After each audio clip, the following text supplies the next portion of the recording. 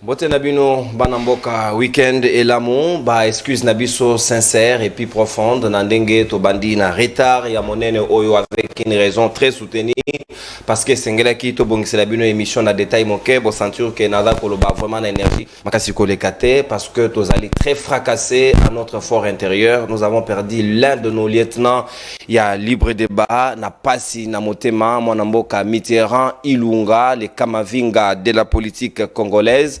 Aouti kotika biso na tongo lelo na clinique universitaire malade outi ko karmataye de cours pratiquement parce que lundi passé azala ki na biso na ba focus to réfléchir elongo mais fort malheureusement nzamba kamati modi monaye na lingi à la mémoire de ces vaillants, de ces combattants, de ces guerriers, de ces Congolais qui a donné de tout son temps pour un combat noble. To honorer d'abord avant que tout le cas quoi annoncer bien sujet et yamanaka libre débat ya tongo la réalisation s'il vous plaît. Vous êtes en train de vouloir bon mon ami comme moro particulière, loi moro particulière spécifique ou à cause de la bongo na mission à colober la juste et tout la juste et mon campagne il y a campagne électorale mais bon sénateur récemment on a soit groupe de 13 G7 bah ça la proposition bah ça la 18 propositions nan de redeli c'est ça oh même na kati sur la campagne électorale à qui conseille même que il faut qui ça va député na tango wa campagne ba pesa ra musolo na beleter mais batele ke batele boso banani mais il dépêche non ils n'ont sacré de batele mais c'est ça nga batele boso et ça qui non na niveau ma proposition. Or si ces propositions là ont été admises et nga que ça la finalité objet à mobeko nga que ça la sécurité interdiction garantie pour na ramener sur totali propagande électorale maintenant mo bango moko bato ba licencié nanze mo ba message na ngo état de droit ba boaki na bo makanisa bongo skola mo kola lelo ko loi pour nani ouais ko loi pour nani parce que il dépêche dingara ne maramamibe côté c'est ça union sacrée ceux qui na iko kosa ba imboka ba iko landa ba bien te délit c'est ça na groupe ya G13 ba robela ka ba biloko wana non il n'a pas proposé. Il n'a pas proposé parce que la proposition a été déjà faite par Delis et Sanga. Il y a un groupe de 13 tobo sanaté. Dans un discours rapidement, pas il y a un chef des travaux dans banda ko respecter moi mingi depuis Nikin, Philippe Kazadi. Alors bien tenant la lobby likambuya, il faut que tout nana nous mokolo parti politique au lieu ça la partie non. Toi il bête ta question ezali techniquement. Question technique, pardon. Vous savez, en sciences, faut comme en droit, avant d'aborder certaines questions, il faut que vous ayez aussi de la technicité en la matière. Les élections font partie de la souveraineté. Pour nous, qui est dans compétition électorale, nous avons préféré qu'il y ait l'individualité, des candidats. Maintenant, si nous avons la vie politique, nous avons un parti politique. Il y a un qui boy.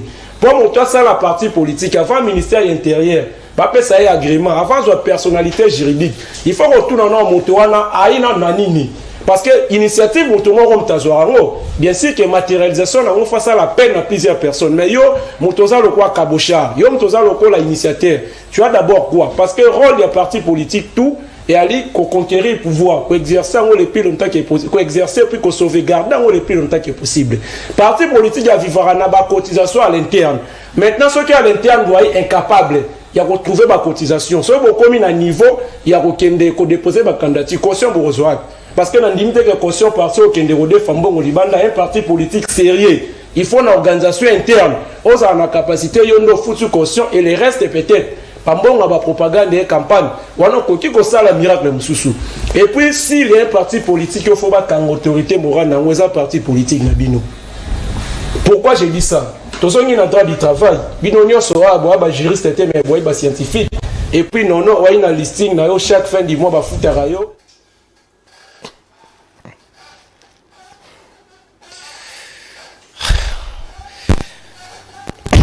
Merci beaucoup. Réalisation pas du tout facile. Elenge ya maele, elenge ya ba valeur, ya ba capacité makasi, ya bon, qu'est-ce que vous voulez s'il vous plaît? Qu'est-ce que vous voulez? C'est ça, c'est Dieu qui décide par-dessus tout à chaque circonstance et Sengeli to rendre grâce.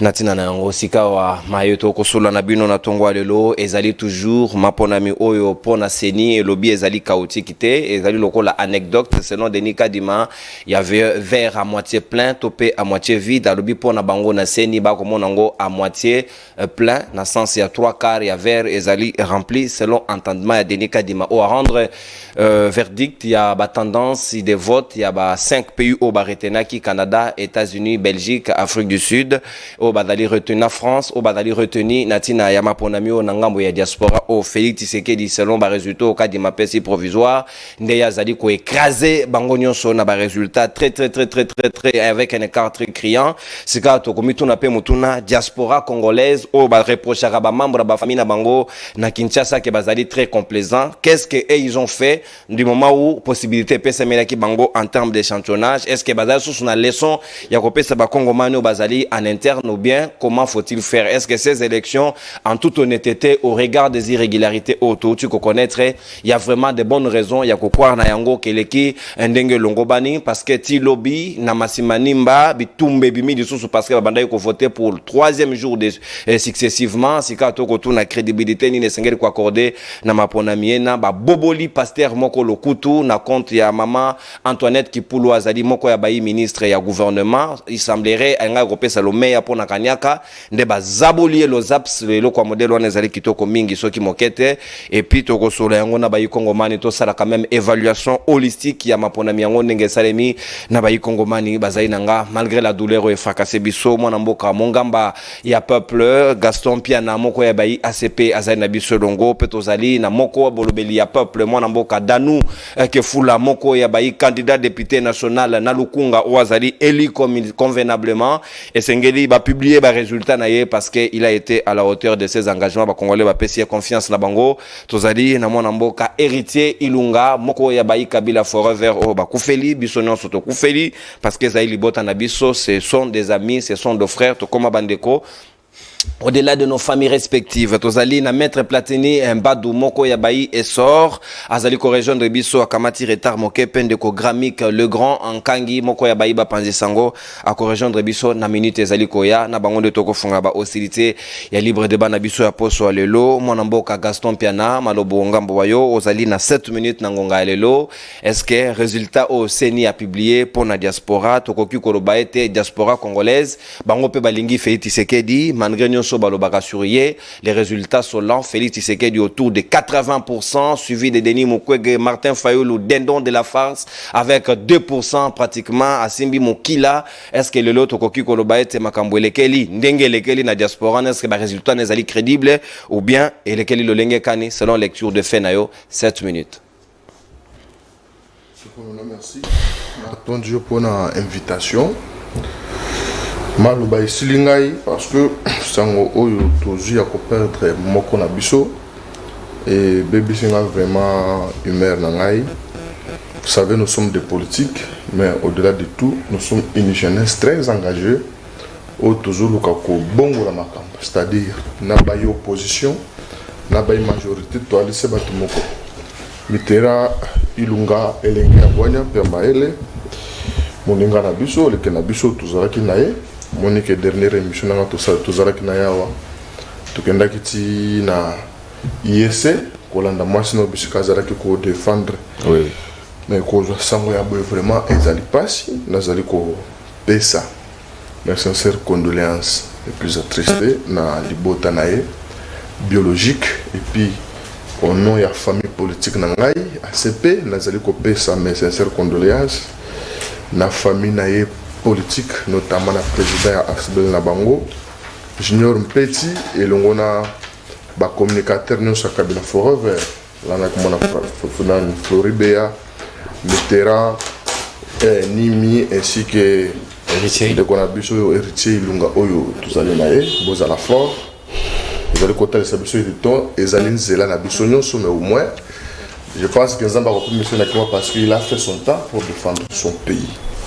Ndeko na ngai lokolo ezali makambo ya maponomi tikana kele na lumbango nyonso ko remercier bana ya Barumbu en général ko remercier les amis de Gaston Piana en particulier ainsi que l'ingoma na biso nouvelle apostolat authentique pour un soutien indéfectible oyo bas lakisi et pas na biso na moment ya maponomi oyo na ko biso te ba voix oyo tozui na Barumbu na aucun bureau tobimi ba troisième on est toali ko senga transparence ya maponomi était volonté ya peuple et la respecter parce que na tindela que bilili était mokolo ya maponomi na centre les vidéos où ils en face à la maison communale bakangi mutuka na 4 machines à voter mona kinga moko nazalaki bisika wana kolongwana bimwala azali membre ya plénière membre ya plénière mwana na ye azalaka conseiller na ye na CENI selon règlement d'ordre intérieur ya CENI moto azosala na CENI akoki kozala candidat pour être ye moko juge et parti ye moko parti mais tole komona ete bimwala mwana na ye azali candidat balongolaki na CENI mais ake na cour constitutionnelle asalisi oyo akokaki kosala bazongisi mwana na ye et tomoni ye moko bimwala ya papa membre ya CENI membre ya plénière na CENI azalaki na babiro nyonso barungu na 1h ti 2h alaki kosala nini yango nde tole koloba ete volonté ya peuple il faut ezala respecter parce que bana barumbu cette fois-ci bakotika te ete bavoix be barésultat oyo bango bapesi bapesi na bango moto azali contre volonté na bango deuxième membre biso ezali mama moko mpe azali mpe na CENI membre ya plénière mwana na ye Kevin bango nyonso wana membre ya plénière mais de 1h ti 2h bazali kosillonner na babiro bimwala tina bamachine à voter boza na bavideo yango nde toloba ete kadima il faut interpeller bimwala po yebeka ete réellement ezali nini alors lokola likambo lobi ya bandeko na biso badiaspora nazali koremercier bango mpona amour mpona confiance oyo bapesi na nkumu ya ekolo son excellence Félix Antoine Tshisekedi Tshilombo oyo barélire ye massivement lokola ndenge otuni ke bango bapesaka bandeko na bango toli eti non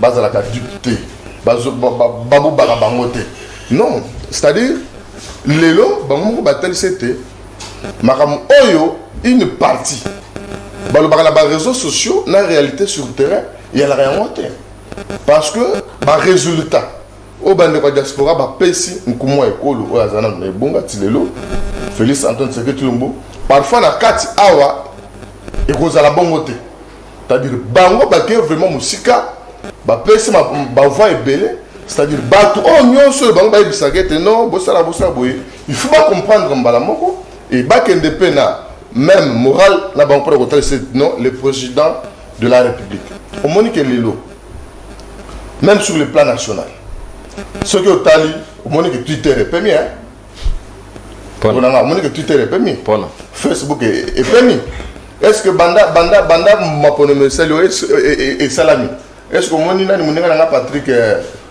local na Facebook aza candidat na bien quasi na lobi est-ce que mondenga nanga Patrick local là-bas les prochains esilit c'est tout simplement parce que le peuple a tranché ndeko nanga gramique naza na yawo na ba député nyonso azo tweeter baza liboso député ya opposition nini oya tweeter za liboso cela démontre que non aujourd'hui bandeko na biso ebele fo bazonga na raison makambo oyo bazalaki koloba lelo ezali lisusu bongo te c'est-à-dire bandeko na biso ya diaspora atako ndenge ozo kodéplorer bamachine na kati ya mituka maponami ya lolenge wana eza crédible na miso ya opinion non ndeko nono maponomi à 100% eleki malamu te. Moi je suis candidat nazalaki candidat plutôt na niveau provincial pas municipal. On se considère déjà comme député provincial. J'ai des voix et j'ai mes brevets. Maintenant là qu'il mais exemple n'était pas dans la Barumbo. Il y a des centres où et bandi vote na 16 heures. C'est-à-dire ils allaient bateau ba manquer pas la bango 6 heures 5 heures ndenge na se bango boke de 5 heures. Pourtant ba ko fongola bo voter ba tali boso bozongo. Mais bato wana ba keiti 20h 21h 22h ba voter te. Et comme conséquence le jour où moi non tôt il y a pas voter et ko sensiblement et ko kita. Exactement ba makama mabe et belo et salami. Na kacha élection. Mais comme partout au monde ma ponomi o ezalaka parfait ezalaka te. C'est-à-dire ba mabe et ko kiko zalame. C'est que nous devons nous concentrer sur pour voir nani oyo est-ce que sur nani volonté à peuple ils allaient respecter parce qu'il faut volonté à peuple ils allaient respecter. Moi je suis candidat nazaki partout na ba bureau partout oyo nga na tamboli na ba bureau natikali jamais comme on en est kulutu nanga Moïse Katumbi almi deuxième et là je félicite également kulutu nabiso Martin Fayoulou un opposant crédible un véritable soldat du peuple Bien sûr, à sa position, la deuxième position partout, dans le bureau, il a au moins tenu. Donc, les lots, ma ponomie, il y a les lots, quand on a la CENI, au moins que le modèle va publier les résultats. Au moins, ils allaient assurer crédibilité, il y a ma ponomie. Pour que nous, elles la triquette. Et les cambons sous. Tandis qu'on a la CENI, les résultats nous sont mis balés. Elles ont pris en compte. C'est-à-dire, oh, ils ont la PV, battez la peine à la machine. Battez la peine à la machine parce que machine, tant qu'on a voté Moutou, ils ont compté. Tant qu'on a voté non machine, ils ont la 1000 voix. Mais comment on a cours la machine à 1000 voix? Mais dans la bulletin, ils ont la Mamboko, nous avons 5000 voix. Donc, bisous, tout ça, par candidat, tout pays élection, mais tout ça, c'est volonté à peuple, et ça la respecter. Parce que les lots, moi, je suis sûr que l'élection est salami, Bisika Oyo et Salama, peut-être mon colomoko, et Salami 2 jours. 3 jours. Bisika Moussounamoni, Bazali, au bête à Batou, pour la opinion à Bango, Moutoye, ceux qui ont voté Katumbi, ceux qui ont voté Fayoulou, Ezali, et vote. Bisika Moussouté Nakasa, il faut préciser. Bakoki jamais, au bête à Moutou, pour la opinion à parce que tu as la démocratie. Moutounioso, Azali, Kaya maman, merci mon amboka. Il y a pour ça la choix naïe. Merci. Kopona Oyo ya, mais ce que moi je peux faire, je vais encore mes propres maintenant, Nazali pour remercier. Merci. Peuple. Merci mon nom. Merci mon nom. Bataille preuve. Il y a maturité que malgré Mboula, malgré le retard, il au moins Kopona, Batou, Bakolobela Bango, il au moins Kopona. Président. Merci Gaston Piana, Natondi Obotondi, n'a constaté que la République Mobimba, voire même opposition comme majorité, memi quand même kaya mama wanate, porter en gote, épingler en gope presque été, même structure il y a droit de l'homme yambo kanabiso ba ko lobele yangote, ngana consacrer deuxième prise de parole parce que c'est ngeli ko respecter, ko valoriser la femme, on ne peut pas lyncher une femme comme ça. Il y a malako tout mon côté na maman moko to ya mokolo, déshabiller bango bolumbu na miso ya bana na miso ya bilenge, oyo mboka lolenge nini ezali ko choquer batuté. C'est ngeli to tikela bango deuxième prise na biso ya parole parce que c'est très important. Mon mboka danu ke fula au-delà ya nouvelle il y a pas autoji, moko ya bayi combattant, il y a démocratie na mboka na biso Mitterrand Ilunga il y a Kabila Forever, il y a Mpecha Otokouf en Atongo Alelo, ça nous a dérangé, tout qu'on aurait la mémoire tout à l'heure, mais quand même, et c'est à la hauteur, le lot, il y a des copé à candidat à Lukunga, aux banani PV nayo, c'est vrai, mais est-ce que résultat automoni na nenge à diaspora, est-ce qu'il y a lieu de condamner les Congolais de la diaspora pour avoir voté Félix Tshisekedi au Bino Bolobaki, il était désavoué par la population, ou bien élection est chaotique, il n'y a pas de raison de croire à ces résultats présentés par Denis Kadima.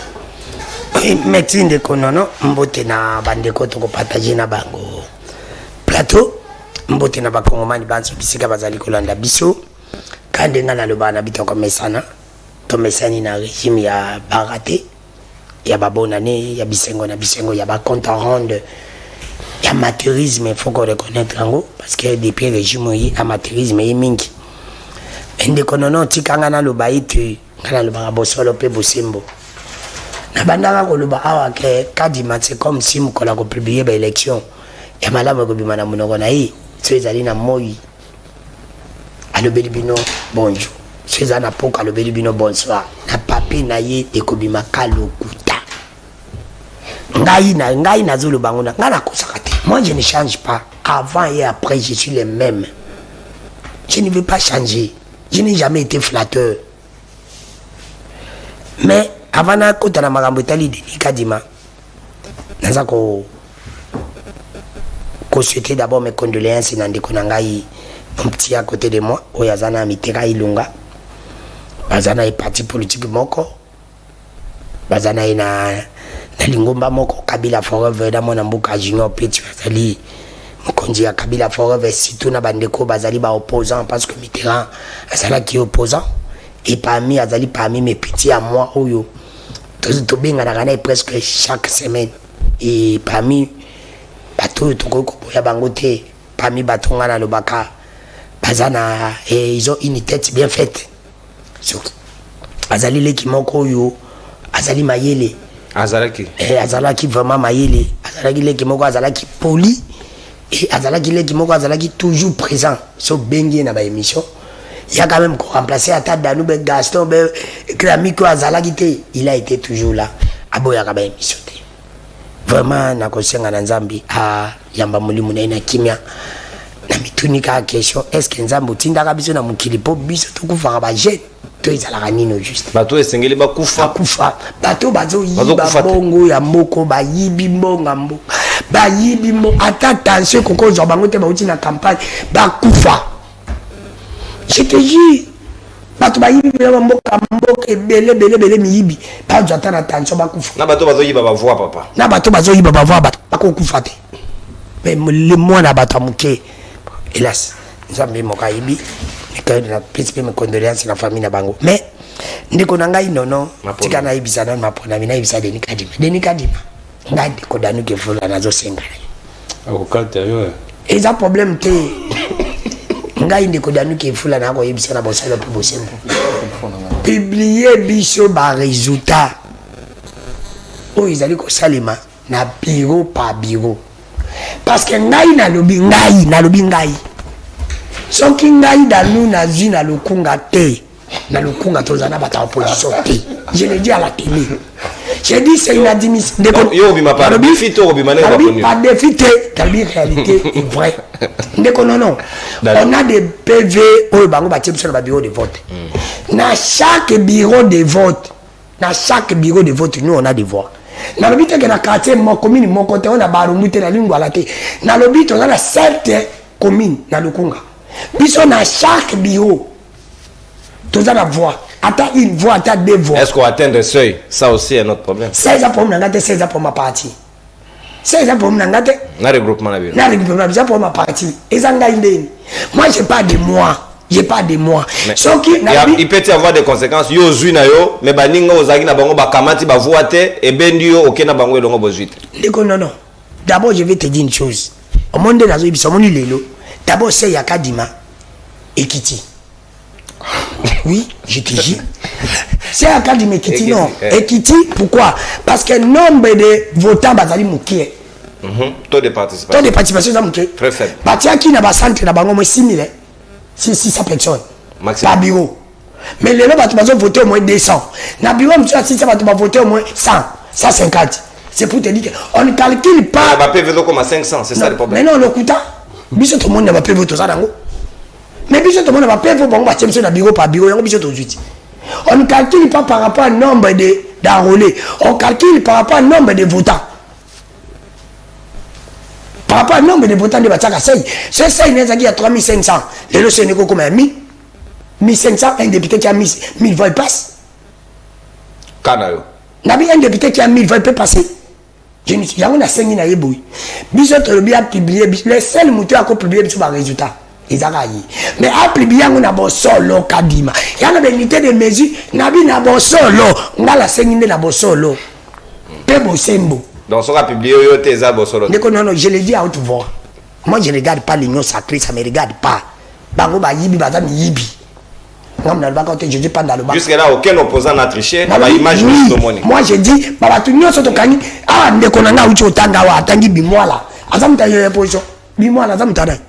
y a pouvoir.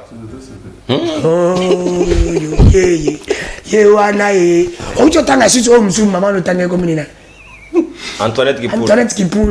Adam Tanyo sa opposition. Tangelanga na lobby, Tangelanga mutu moko oyo kaza na opposition a triché. Non, à part Katumbi la opposition a triché, à part Katumbi. Na lobby Tangelanga Katumbi oui, à l'opposition te. A triché. Oh. La image.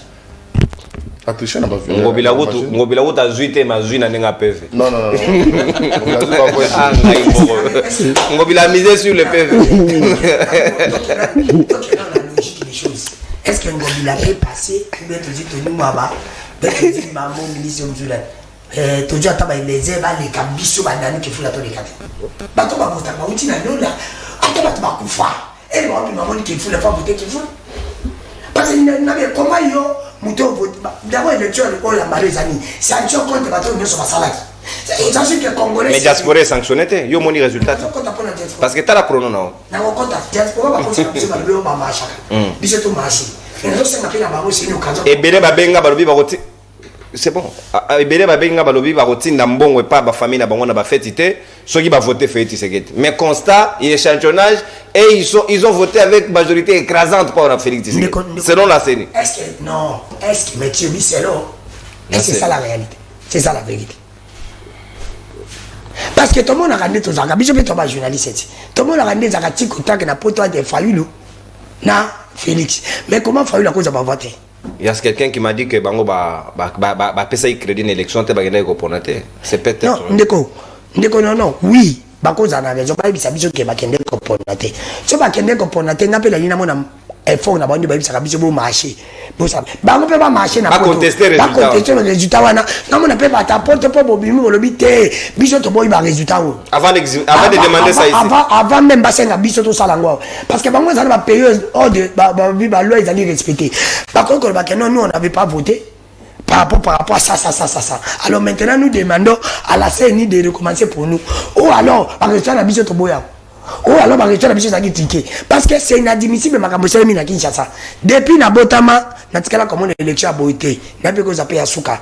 Yamabe Makasi depuis Congo et Zala Congo. En 2011, tout le monde a quand même élection qui m'a amélioré. En 2006, élection qui m'a amélioré en 2011. En 2011, élection qui m'a amélioré en 2018. Mais en 2023, bazongi sibiso sima même na parti à colonisation elle tozaki n'époque à Mobutu élection tikala kozala boyite même mutu azokende ku voter ndeko non et puis même il a dit chaque fois première émission na ngai na leka depuis na uti kozala candidat depuis na bimi ndeko non na bosolo pe bosembo image ya mama oyo isalinga ipasse na olobela ngoto na PC des imprises mudele oyo tozokende na mboka oyo bien te merci mboka ezokokende malamu te pourquoi merci Dano réellement bato baza na pouvoir merci moi même qui te parle non ayo ndeko nanga s'il vous plaît au consommer si au combien de petites toze daga seni a confirmer tikara peta d'antenne soki aussi au consommer ngongana parce que kuna bato ban motako remplacer mboso ko limbisa otende na tikela quoi il faut éviter ça respecter les temps ya na éviter bino na lobby déjà mouton remplacé parce que Mbosso a plus de chances de rester chez lui à la maison. Moi on a gravi les grands. Malobasiga ongambo ayo lecture de fait nayo au regard ya résultat de Nika Dima Pesibiso pour la diaspora 5 pays retenus Canada, France, Belgique, États-Unis et puis Afrique du Sud. Tomoni Félix Tshisekedi nda écrasé baninga basusu. Est-ce qu'il y a de bonnes raisons de croire que ces résultats-là sont crédibles au regard de ce que la CENI nous a présenté comme résultat? Merci beaucoup pour la parole. Non, excuse qu'on attend, il y a retard. Mon pied na yenango na kuti sango ya mawa awa que ndeko na biso Mitterrand. Son nom c'est Mitterrand. Il y a Kabila Forever, on a présenté ma condoléance dans la famille biologique nae. Famille politique nae, surtout précisément pas Junior Péchi ou Aza camarade.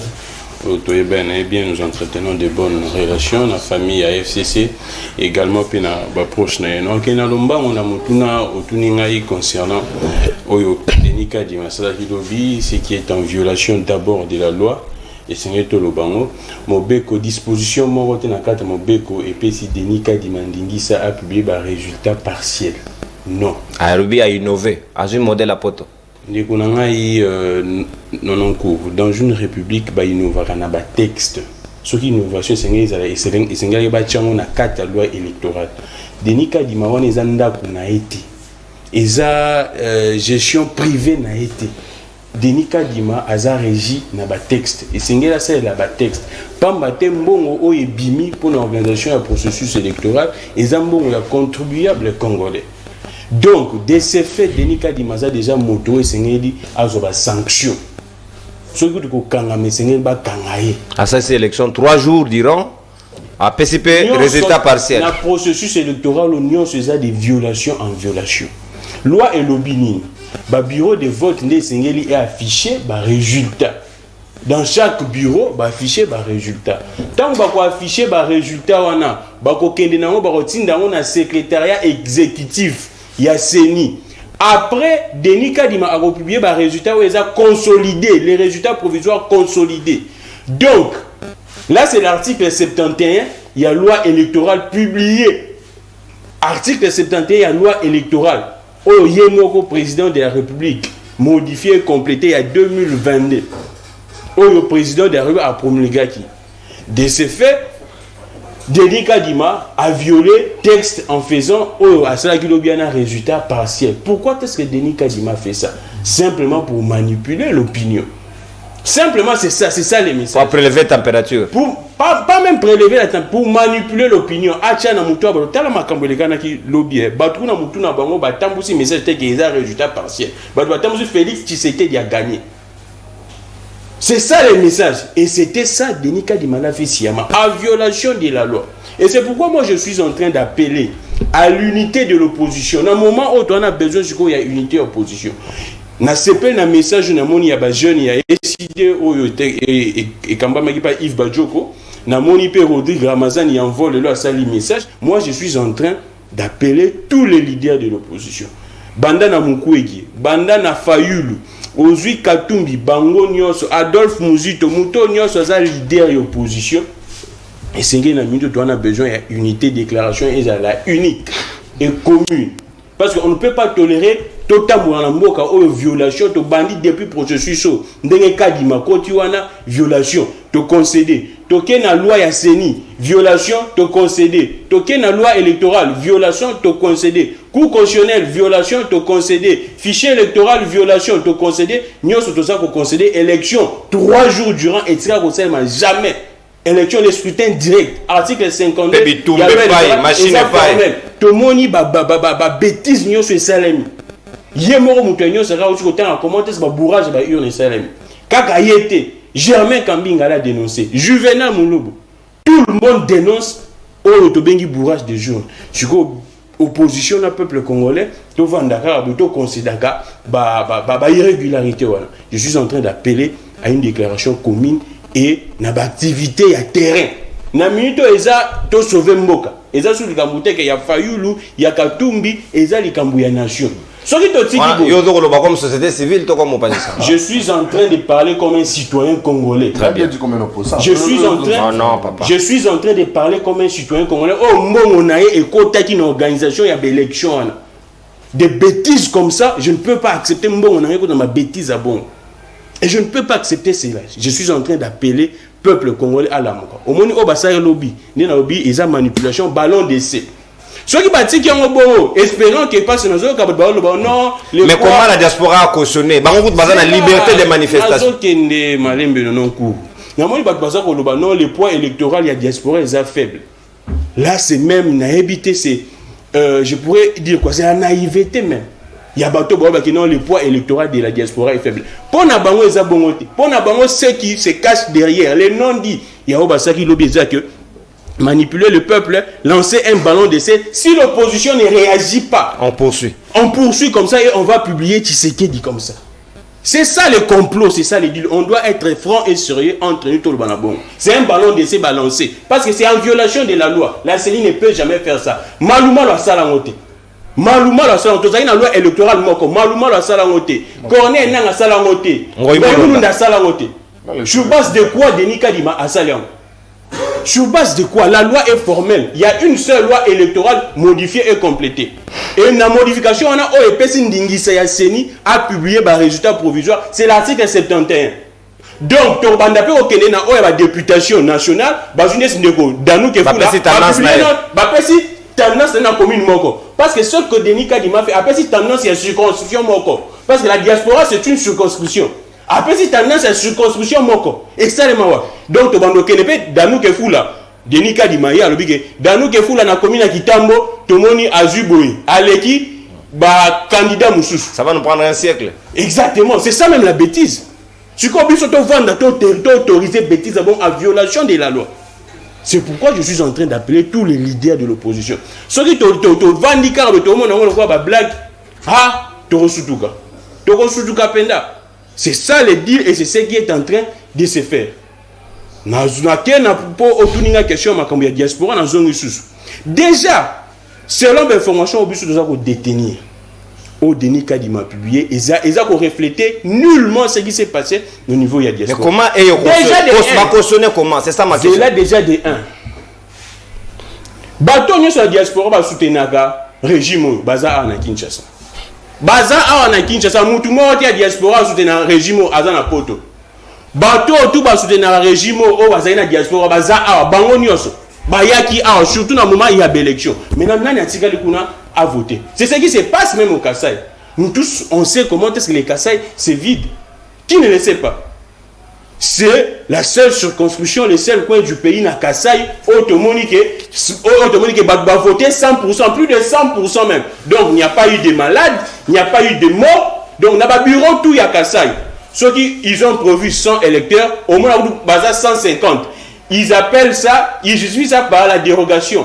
Il y a vote. Donc, bah prévoir 100 électeurs dans le bureau, il n'y a pas eu de malades, il n'y a pas eu de morts, il n'y a pas eu de déplacés, il n'y a rien eu. Donc, sans on a mis il y a qui joue, on va voter. Bah, qui se goûte. Ceux qui par dérogation. Donc, dans le bureau, on a voté, il y a qui voté. Donc, dans le bureau, monsieur Senghai, il y a des actes. Mais pas vie des actes dans tous les bureaux. C'est au-delà même des prévisions. Nakasai. C'est le même G Basali dans la diaspora. Merci. Et bien, information de ça, dans la diaspora, il y a eu de bourrage. Il y a un faux résultat au Denis Kadima a publié. Dans le niveau de la communication, déjà, Manara. C'est Manara qui a commencé la communication. Déjà, avant-hier, pas hier, Manara a fait une communication orientée. Pour dire que nous avons déjà vu comment est-ce que les résultats évoluent au niveau de la diaspora. Là, c'est Manara qui astreint na devoir, il y a réserve. Manara qui le dit. Merci mon amour. Orienté qui déjà comme tout le monde savait qu'il y a la diaspora, autant Félix. Merci mon amour. Moi je rassure au peuple congolais que Tshisekedi reste un candidat malheureux. Merci mon amour, les grands Kangi. Très cher diaspora. Moi benga binanga na Belgique, il y a eu des cas. Tu vas voter Tina Bandako. C'est un diaspora qui m'a dit. Je ne certifie pas l'information. Il y a eu aussi des machines dans des maisons en Belgique, dans les familles de nos frères qui sont avec nous ici. S'il vous plaît, mon amboka, n'attendez bouton de qu'on se mette à l'antenne. Héritier Ilunga, c'est vrai.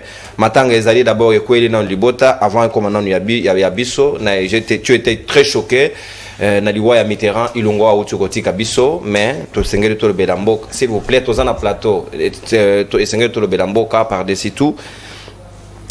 Malgré douleur, est-ce que mon résultat partiel au Seni Apesibiso en termes de tendance pour la diaspora au Baninga et Afrique du Sud Barobi que Bakosi Bango, est-ce que Zali solo Zali Lokota, Belgique fait ce qui est dominant, à les Kabaninga de 80, Tina 17, 19%. Est-ce qu'il y a de bonnes raisons de croire que selon Osenia Sali, nous allons vers le choix de Félix Tshisekedi comme président et notre propre succession? Merci Mingindegonono. Mbote na bako de batere no tozali bango na plateau na tonga lelo na PSP mbote na bakongolais no tozali kolanda biso donc nono na pasi na motema monike meme lobeli nga tonga lelo za ndenge na loba chaque jour te zaki to ko perdre moko abalistina ya Kabila forever mutu abanda ko bundela mboka koleka meme président de la République au soit disant tozana na minute na Congo parce que asia qui déjà comme deuxième sénateur à vie à Congo na biso tozali na monsieur Antoine. Nous présentons toujours mes condoléances à la famille biologique. Nous avons na kacha bitumba. Lorsque batu bakena na fond ko bunda, batu bakena na fond ezana bao bakufaka, ezana bao batikalaka, ezana bao bazokaka, babuka na kamaboko makolo amususu misu etoboki. Biso ba mususu totikali. Komba woto banda ko bunda na camarade na biso, mais lelo biso totikali. Nzambe apesa ki nzambe azui. Mais combat continue. Tenez bon s'il vous plaît. C'est vrai que c'est dur, mais tout le bélan non. Kamata papier, voilà, c'est pas facile. Faites un effort si tu peux tenir pour que ton méga continue mon quai.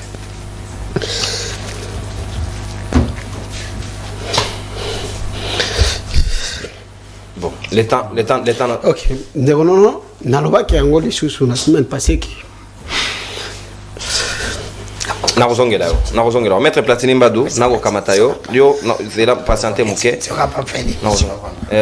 S'il vous plaît, héritier, allez vous asseoir. Allez vous installer. C'est très douloureux. J'autorise entrée champ, mon amboka gramique les gants. Si vous pouvez passer de l'autre côté. N'a autorisé mouvement en champ. C'est normal, la douleur est intense. Maître Platini, Sika Malobezali Ongamboyo, na tendance, na diaspora, on présente Félix Tshisekedi comme étant gagnant par rapport à Baninga Basusu, alors que Bakongoman Moussous Balobi, Bayibi Bango Peka Nenge Bayibi Awa, est-ce que ces élections, Yomo Opozagi candidat na Mongafula, ces élections sont de nature à mettre tout le monde d'accord? Merci, Ndeko Nono pour Malobanayo. Vous savez, c'est à peine que je viens d'apprendre que un ami à qui nous avons partagé ce plateau vient de nous quitter. La dernière émission de sa vie a tourné en gros lundi passé Nangaya avant Koufa. Yango ana extrait bateau d'Axebus. Ce n'est pas facile de perdre quelqu'un à qui nous avons partagé des bons moments ensemble. Parce que généralement, lorsque on a un plateau, nous avons débattu sur les idées, mais nous restons une famille. Et je suis vraiment attristé d'apprendre son décès et puis dans ma condition parce que j'étais même pas venu avec cette information dans la tête, mais j'ose croire que l'Éternel va accompagner l'âme de son fils et puis nous sommes restés, nous allons garder une pensée pieuse à son égard parce que c'est quand même quelqu'un que je connais personnellement et quelqu'un de très intelligent. Nous avons eu à débattre à plusieurs occasions dans votre émission comme à l'extérieur. Et pourquoi pas nous avons partagé aussi un verre ensemble. Ça fait vraiment très mal. Ça fait vraiment très mal. Mais laisse-moi aussi dire un mot par rapport à Banamonga Fula, les remercier pour l'accompagnement de Bango Basali par rapport à Kandacho Nangai. Est-ce que je suis parmi les rares candidats où il va se retrouver dans le PV partout. Il y a eu des gens qui... Oui, papa. J'ai ça, papa. Dans la voiture? Non, j'ai ça ici sur ton plateau. J'ai ça ici. Ah, oh, voilà. C'est ma capture. PV numérique. C'est ma capture, oui. J'ai ça ici. Pourquoi? Parce que il y a des gens qui se sont concentrés dans le coin Moroboué et je me suis retrouvé que non, moi j'étais partout. Donc, au bandi na pompage, donc on dépassait le pont. Au Keti na Mboudi, j'ai des PV. Au bandi na commune à Mongafolo, au Keti na Mitendi, j'ai des PV. Avec combien de voix? 2 voix? Non, le problème c'est que NASA partout d'abord premièrement. Une chose est de détenir des PV, une autre est d'avoir des voix dans 4 PV. Je vous rassure que non. Je vous rassure que j'ai plusieurs voix et j'ai même dans des endroits où je ne m'attendais même pas. Je crois que même votre télé a payé parce qu'il y a des endroits où mes gens m'ont suivi, les autres m'ont écrit personnellement pour me dire Maître Tolanda Kayo, tu sais faire la baïde nayo, tu peux se voir la donc il faut pourcentage à télé, papa. Donc j'ai beaucoup aimé, c'est pour ça que je remercie et bonne année sur mon Afula, surtout en particulier Maître Jim. Voilà, ce qui fait manga na beaucoup à Tambouli na Wenzenio surtout à mon Afula pour que Batouba va voter. Je lui remercie. Capitaliser temps. Résultat et à tendance. Deuxièmement, vous savez, j'ai entendu sur ce plateau que...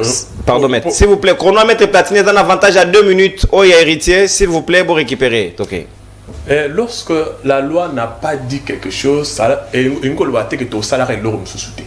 parce que lorsqu'il y a silence de la loi, il y a des sources de droit au référendum. Aujourd'hui, je mets quiconque en défi sur ce plateau, c'est une disposition légale où il y a un audit affiché électoral. Et ça, c'est de la coutume électorale. Ça fait partie, il y a coutume électorale. Et PCK demande ça, il y a publié le résultat partiel. L'audit fait partie de la transparence, maître. Là, c'est la loi de la disposition, exactement. Légale. La loi dit que s'il vous plaît, mon amour, Ramik, s'il vous plaît. Pas de problème. Vous savez, la loi, lorsque la loi dit, on dit ce que la loi a dit. Si la loi n'a pas dit quelque chose, on ne lui fait pas dire ce qu'il n'a pas dit. La transparence égale à audition du fichier électoral. Je n'ai pas vu cette définition-là légale dans la loi. Donc, il faut faire la part de cause. C'est un juriste qui parle. Alors, il y a un lobby. Lorsqu'il y a un vide, on parle de la coutume. Ndengepen de Koka dit ma lobby que non, c'est une innovation. C'est-à-dire, le quoi il y a salaire année Oyo. Lorsque Moutoumsa a organisé une élection en 2028, il peut prendre ça comme étant une coutume électorale pour l'appliquer. Donc ce n'est pas... Donc, soyez pas tricher tout le c'est une innovation. Je suis en train de répondre sur la question de la publication à résultat partiel. Okay. Par rapport au résultat partiel, et Costina Katia coutume électorale, le prochain Kadima de 2028, il peut aussi l'utiliser, premièrement. Deuxièmement, Nekonono, année Oyo, la question de la vérité des urnes est changée quand Parce que moi, j'étais candidat, j'étais dans les bureaux de vote, nous avons vu ce qui se passe. Donc, le président Fatou Soka sali moins de 80%, n'a la vérité des urnes. Parce qu'il ne peut pas faire moins de 80%. Nous avons vu de nos propres yeux comment est-ce qu'il a été voté massivement.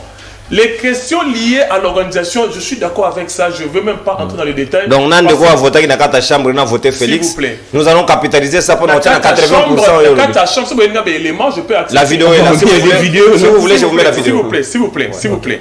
Je suis il y a des vidéos, ici en train d'analyser d'abord par rapport il y a voix. OK? Bayibi te bourré. Bourré nani parce que moi j'étais candidat, j'étais dans plusieurs centres. Ceux qui na centre no moni ngote c'est exact. S'il vous plaît. Nazaki dans centre na moni ndenge bato bazo voter. C'est-à-dire le chef de l'État Félix Antoine Tshisekedi Tshilombo a été voté massivement. Moi-même, je me suis dit que ceux qui abîment à 80%, je vais réclamer la vérité des urnes. Ah, tu étais... Premièrement. Deuxièmement, maintenant, les irrégularités. Ok? Dans la province, entre guillemets, d'abord, on a Kinshasa. Quitte le bureau, monsieur, qui retard. Pourcentage, il y a vote. Au moins, si vous carte électeur, 500, mais vous voter, monsieur, 200. Pourquoi? Parce que qui est retard et 8 ans et puis Mboula, tout ça, ce sont des éléments qu'on va reprocher, qu'on va soulever pour que Kadima a modifié dans les jours à venir ou celui qui va venir après a modifié. Donc parce que ce n'est pas normal, ce sont des reproches que nous allons lui faire. Mais dire que le chef de l'État va bourrer pour y aller canon, il y a une différence. Quand on discute là, quand quelqu'un l'autre a 80%, toi tu as 10%, on fait plus débat. On fait plus débat. Parce que le débat, on a raison d'être dans notre côté. Même si il y a irrégularité entaché processus, c'est vrai. Les résultats, irrégularité ni ou entaché processus. Parce qu'il faut citer les noms. Il faut citer les noms. Pourquoi j'ai dit cela? Parce que au moins irrégularité. Je te dis ici que Naza d'accord que non, il y a eu des problèmes d'organisation au niveau de la CENI. Je suis d'accord avec ça. Mais le peu de malgré ces problèmes, nous devons tenir seulement ces élections-là et avoir des résultats. S'il vous plaît, il faut faire la part des choses. Les irrégularités sont liées à la CENI. Et les résultats? Les résultats sont liés à bateau se déplacer pour nous voter. Tout Kabola Makamola mi balé. Irrégularité à la CENI, Nazana Bino d'accord qu'il y a eu des problèmes, il faut modifier. Mais bateau qui est où on va se déplacer pour voter, va voter nani. La fraude corrompt tout, c'est les droits à mettre. La fraude corrompt tout, tu ne sais pas ces principes. C'est quoi la fraude d'abord? Parlons d'abord de la fraude. Parce que des fois tu veux devenir juge. S'il vous plaît, s'il vous plaît. Il n'y a pas eu de fraude, il y a eu des problèmes d'organisation. C'est pas la fraude. S'il vous plaît, Bakangi peut battre voter numéro 20 et numéro 3. On a fraude.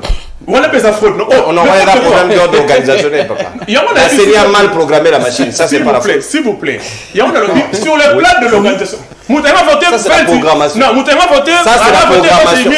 Mais c'est la programmation de la CENI, non? C'est pas. Mais c'est pour ça que je vous dis, il y a.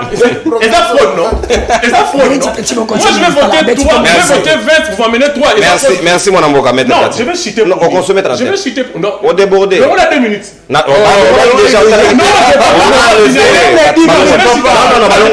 la deuxième prise. Je peux respecter ta dentelle parce que dans le reportage, s'il vous plaît. Non, la deuxième prise, il n'y a pas de souci.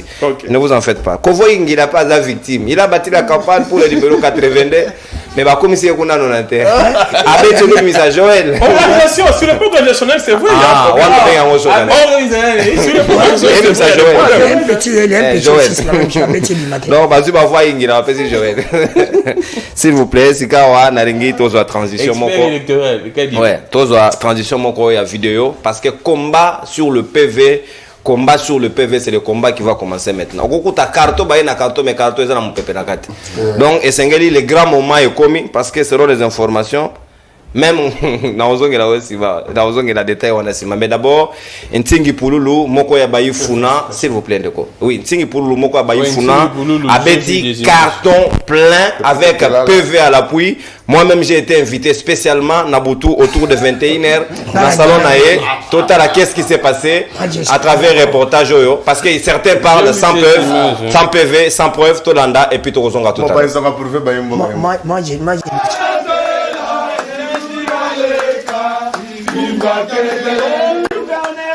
Submergé dans une forêt de procès-verbaux des élections du 20 décembre 2023, Nsingi Pouloulou, alias Servo Pichou, député national élu de la Funa, se vit envahi dans son salon par les sympathisants et cadres de la Ligue des serviteurs qui ont ramené des sacs remplis de PV. Une véritable machine de travail pour ces élections organisées par la CENI de Denis Kadima qui a déployé plus de 2000 témoins sur le terrain. Une liesse totale car leur leader Carcol en première position comme candidat député provincial à Selembaou avec plus de voix et premier à la députation nationale à la Funa où il a raflé dans certaines communes sans égal telles que dans la commune de Bumbu, Selembaou, Makala et Bandalungwa. C'est là sans oublier la commune de Kalamu, Kassavubu et Ngiringiri où il a réuni un bon nombre de voix. L'un des meilleurs élus de Kinshasa, Ntingi Pouloulou, rassure.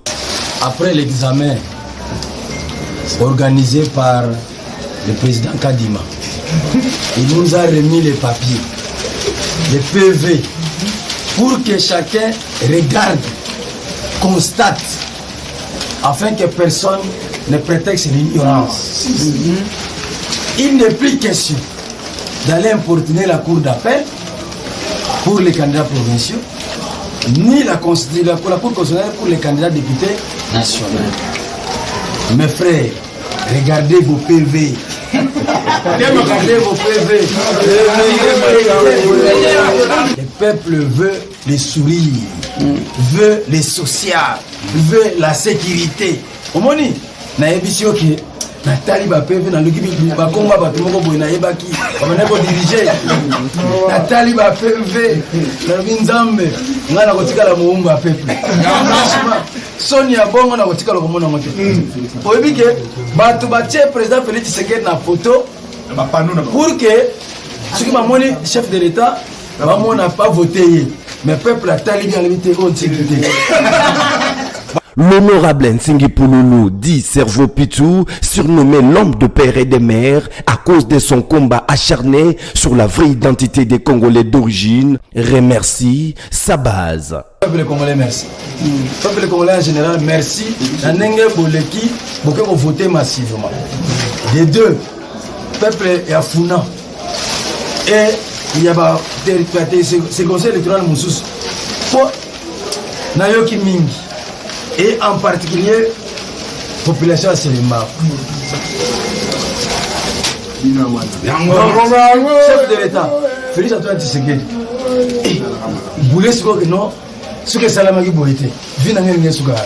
L'on ne peut aller en chasse, mais bredouille, dit-on, Nsingi Pouloulou s'est muni de ses procès-verbaux pour faire valoir au mieux ses voix obtenues.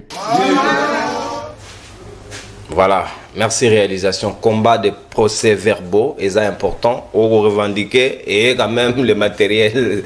Ce qu'on a pété, malgré les chaos, c'est que nous aurons un cafouillage total. C'est très important. Il est grand. Tasika Togo le Canada. On a la Kakibino tout à l'heure, on a deuxième sujet Nabiso. S'il vous plaît, pas de téléphone, concentré. Tous allons nous concentrer parce que selon l'information, on a peine à jouer. Nangiringiri. Selon journalisme proche opposition à Pessinga Belema, je détiens des éléments. Balobi Ngobila n'a pas été beaucoup élu, mais simplement il a modifié les PV. Selon les données au Pessingaï, Ngobila gouverneur de la ville, mais il n'a pas été élu. Manigancer plus le PV en sa faveur. Selon les informations à ma possession, j'ai certains éléments. Nabanzi. Au moment opportun, on va mettre ça à la place publique pour permettre aux Congolais. C'est logique. On va le mettre à la place publique. C'est très important. Et vous allez mon Mboka Gaston Pierre. Même mon Mboka Gaston Pierre. Même chose à mon ACP. Tu ne peux pas m'en vouloir parce que ce sont des informations. Gaston. Tout le monde a dit que les Congolais ont scandalisé Batou. Maman mi balé batiki bango bolumbu motaka. Boboli bango lokutu moko nakasai simplement parce que atangi komba katumbi un candidat surtout oui selon information biso to kamati boboli lozaps na nenga masekite balongo de bilamba mais tikino de lo déclaration ça limité moto ko condamné yangote voire même ministère ya genre et famille balobi et l'autre côté est-ce que s'il vous plaît mon amboka tikena maloba nanga est-ce que s'il vous plaît est-ce que to koki ko lo balelo était que valeur ya bomoto nzoto ya moto nzoto ya mwasi ezali susu na boto cité au regard ya maponami otomoni na tour 7 minutes et pas une heure na tonjo mbala mibale lisusu pona maloba ndeko nono nalandi baninga na ngana bokebi nyonso. Moi je suis d'accord pour être ba voya ba peuple ezala respecté moni nalandi ndeko gramique le grand habité moment où il faut unité à opposition et va toi unité à opposition ezala quoi parce que elle besoin unité à opposition bino va toi influencer Katumbi balbi oza populaire oh ngana gramique le grand ba ono kosaye bana Katumbi kile là Katumbi kile Lexi bana fait kile là c'est ça tant que Katumbi a fait le théâtre même dans plateau j'étais toujours d'accord que bande opposition basangana mais comme ezali na mutu oyo ayaki kosomba surtout bande qui sansa à ce moment a tibana poche lui il a voté pour Katumbi oui bah c'est de solidariser na Martin Fayulu on a dit véritable soldat peuple on a dit deuxième avec l'élection qui n'a pas voyé belle et comme conséquence logique il faut qu'on dise échec na bino bah imagine aussi la question ya kulup na biso ntingi polu le cerveau pichu que je félicite oyo ngai nazaka na famille politique mon côté mais na lobaka asali au moins modèle pour na bilenge le lenge to ko la politique parce que ntingi polu ba voix oyo asali j'ai le PV parce que la funda tona ba candidat à biso mais na ba PV nyonso mais mobilisation ya ajouté abimité mobilisation voter ba voter makasi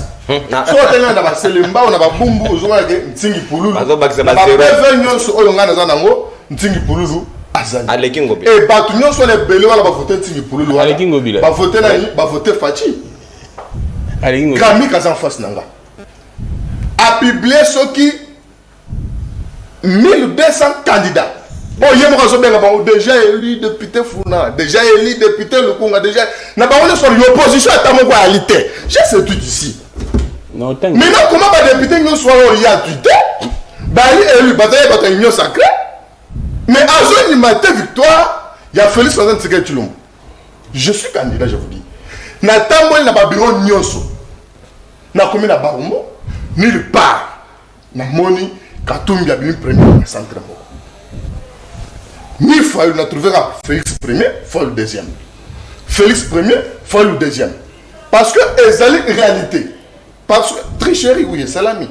Ndenge baninga bazolo belayango et bamama be salami. Ndenge ngobila modifier ba PV. Moi ba PV on tim pour la zana ngwana. Ouais ça ba PV tinda na sénité.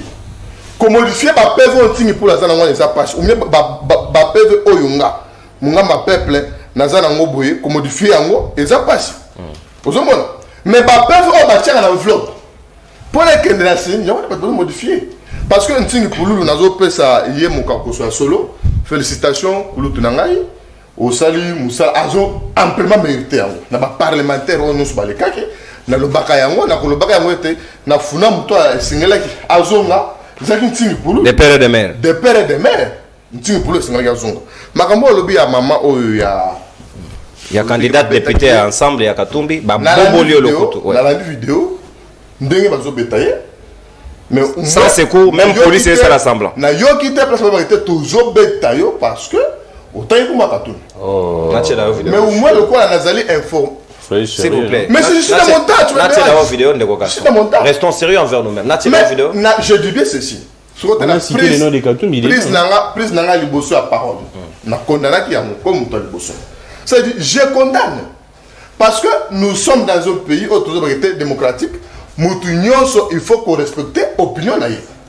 Moi je suis de la majorité présidentielle de l'union sacrée Gramique Azali à opposition il faut je connais ça par l'opposition tout ça déclaration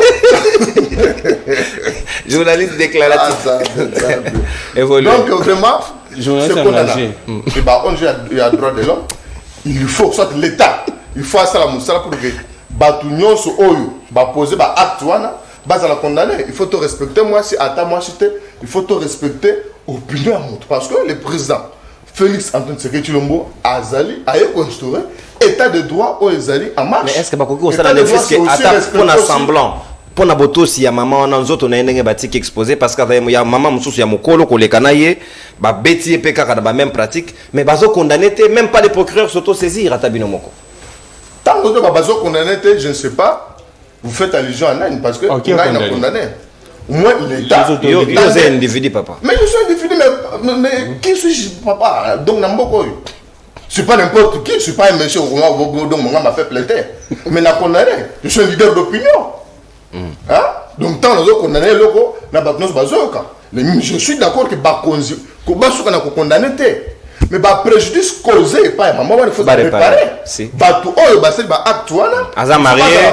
Ba sambouissier ezakito. Oui, il faut pas la punir parce que on a été libère à moi ça mutu na zelena chima ko ils ont na libanda en public bon non, il faut punir. Aza pena bana na ye, aza na babokilo na ye. Donc wa les alliés en de kono. Yo mona nganzela. Oui, na mona nyonso. Mais ndeko nono biso nyonso tozali d'accord. Élection et salami, élection ezali parfait mais au moins élection et salami, peuple ba kindaki ko voter, volonté à peuple o basal kiwana, basalini bakende ba publier. Na moni Grammy Kazolo ba non Félix Antoine Seketi Chilombo candidat malheureux. Oui, c'est un candidat mais malheureux. Il est incapable, mais il est incapable de candidat qui a gagné l'élection. Grammy Legra, c'est un grand journaliste, un grand journaliste. Comme Azali politique, c'est un acteur politique qui a des informations. Il a dit qu'il a gagné l'élection. Il n'a pas tout gagné. Place Morote, à Tchata PV Morote, le Monica Tombi, ou à même non. Il y a un monde qui Grammy qui est là, où il y a du Patrick local. Qui n'est pas page de réunion, il parle à l'objet. Mais tant que vous avez commenté par image, ça va être chat. Quand faisait des tweets à tout moment, oh les prochaines. Mais tout le moment, publier victoire à les prochaines. Exactement. Parce que peuple congolais, vous allez dire putain, à mon avis, à côté comme Mboka n'a été. Il faut qu'on passe à Mboka la main à Mboka. Bah, passe Mboka la main à Mboka. Et nous avons félicité le lingue avec Mikolo Tambiso Fayulu dans la deuxième position. Et nous avons benga Martin Fayulu a rejoindre Mouninga na FSN Seketi Chilombo. Basa la Moussala pour battre. En Afrique du Sud, Fayulu n'est même pas troisième, il va avoir la deuxième position. Non, mais en Afrique du Sud, il y a une élection générale. Nous avons surtout il Awa na Congo parce que Awa ba PV na Linango, en Afrique du Sud, nous avons des résultats et le troisième. Donc, na ba bureau nyonso ata candidat na biso a gagné l'élection, na ba bureau nyonso ça premier té. Merci. C'est-à-dire élection ça met na bureau mon côté mais ça met na ba bureau nyonso. Ya ngona na ndeko nono pour na profiter, nazo remercier bana Barumbu, na ko benga bango été tozala vigilant. Merci. Tozala vigilant ceux qui erreur et salami soulèvement populaire et pour ça na Barumbu. Na Barumbu yu malakate. Na présidence nous avons nos préfets. Il est en train d'appeler au soulèvement populaire les plateaux de télé. Merci. Je me PV. Merci mon ami. Merci Gaston. Merci Gaston. Salut Bino. Gaston Piana. Mongamba. Bino nazo senga. Je suis respecté. Nazo senga Katumbi. Amen, ma bien la justice. Merci. N'attendez au bouton. S'il vous plaît, s'il vous plaît. Parce que pour un candidat sur le projet de société des années. Ngai Nazalina Mosolo. Est-ce que Ngai Bobet Ayozongi ça? Ngai qui est là? Bozobi Bino, Wana Dragobalela. Projet de société des années. Merci Gaston Pierre. Merci mon ambo. Merci. Voilà Lingara Gatumbi. Merci. Là, il n'y a pas de problème. Voilà, il est là. Candidat président. Moïse Gatumbi. Batumo bala ya diaspora so babi bakatumbi babonga na tanti katumbi. Est-ce que wala lobai qu'il est là? Bon, là il n'y a pas de problème. Toko c'est là bas résultat. Mais na moni résultat moko mutu moko azaka na PV moko. Joso. Avec partager dans les réseaux sociaux, alors bimi deuxième na simakabuya na PV moko. Eh, élection à Touro. La pression botte de la pression botte. Son monde là va payer mususu au bakisi au tutel sus. Danu ke fula. Oh ma polomité. Malobonga moyo ba beti ba mama batiki bango bolumbu. Est-ce que yo zali d'accord lelo que totika situation na bongo sans condamnation, sans arrestation et le quoi modèle wana ezali manque ya respect peu considération et pas ba mama au baboti biso.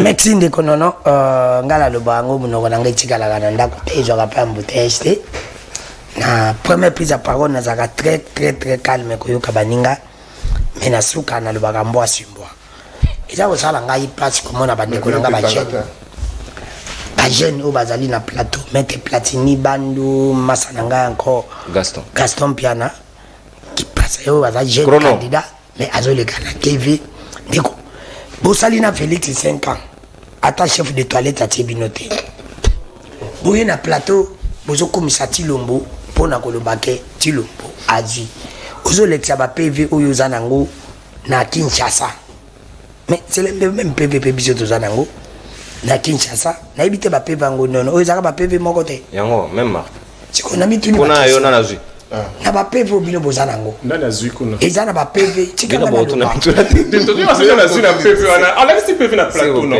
s'il vous plaît dans la kena oh biso tolexa ba-PV na biso ya bacandidat mutu moko taza na PV ya président Alex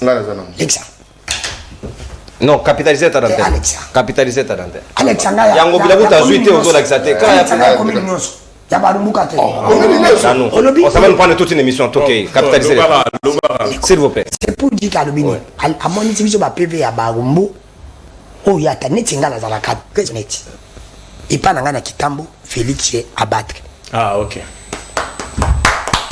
ngaza la PV net na ba PV o ngana za la carte net kadma fatala babana mala non ndeko non mais il est que ça n'inga pas si pas Maître Platini bando un maître avocat alobi la TV alobi yem alobi ngaite alobi ce qui Félix a ajouté à 80% yakobi masala match parce que Félix a dû avoir ébélé mais Maître alobi a dû avoir qui est plus de 80%.